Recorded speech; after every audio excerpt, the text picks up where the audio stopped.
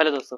तो जैसा कि अपने पिछले वीडियो में मैंने आपको इन्फ्यूज़न पंप के बारे में बताया, तो आज मैं स्टेप बाय स्टेप आपको बताऊंगा कैसे इसको यूज़ करते हैं और कैसे पेशेंट को कनेक्ट करते हैं।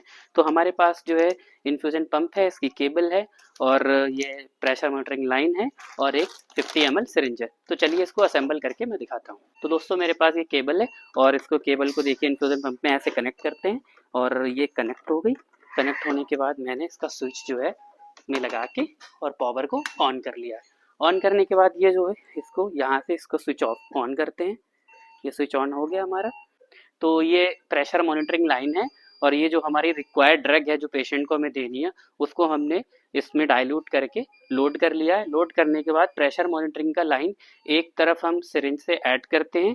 देखिए जैसे इसको कनेक्ट करते हैं, कनेक्ट कर लिया। कनेक्ट करने के बाद दूसरा ये जो है वो पेशेंट से के कैनुला से कनेक्ट करते हैं।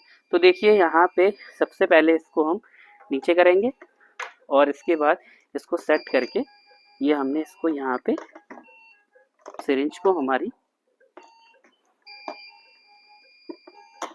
इसको कनेक्ट करके तो इसका जो देखिए आप हमने इसको सिरिंज को इसके पंप में सेट कर लिया है पूरा। अब हमें इसको कितनी डोज पे फिक्स करना है पर MLR के हिसाब से कितनी डोज देनी है, जो रिक्वायर्ड डोज है हमारी उसमें हम सेट करते हैं। सबसे पहले हम स्टार्ट और स्टॉप का ये जो की दिख रहा है इसको जो है क्लिक कर लेते हैं, तो इससे स्टॉप हो जाएगा। उसके बाद हम जो है इंक्रीज करते हैं अपनी डोज।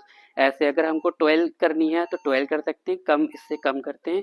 नीचे के जितने कीज हैं इससे जो है डोज जो है कम होती है और ऊपर के जितने कीज हैं उससे हम डोज को बढ़ाते हैं। जैसे अभी हमें डोज को 10 करना है तो हम ऊपर 9 और 10 इसको कम कर देंगे। तो ये हमारे डोज है स्टार्ट हो गई। तो देखिए ऐसे डोज जो है 10 ml पर आवर के हिसाब से स्टार्ट हो गई। तो चलिए और इसको हम पेशेंट से कनेक्ट करते हैं। बस अब जो है ठीक है। तो ये दूसरा इसका जो एंड है ये देखिए आप देख सकते हैं पेशेंट का ये कैनुला है और इसको हम यहाँ से कनेक्ट कर देते हैं। तो ये हमारा ये कनेक्ट हो गया और ये जितनी भी डोज है वो स्टार्ट हो गई है और प्रॉपर जा रही है उसमें। ठीक है। ओके दोस्तों, तो आपने देख लिया इन्फ्यूज़न पंप को कैसे स्टार्ट करते हैं, उसको कब दिया जाता है और कैसे पूरा ऑपरेट करते हैं। ओके, तो मिलते हैं नेक्स्ट वीडियो में। Thank you.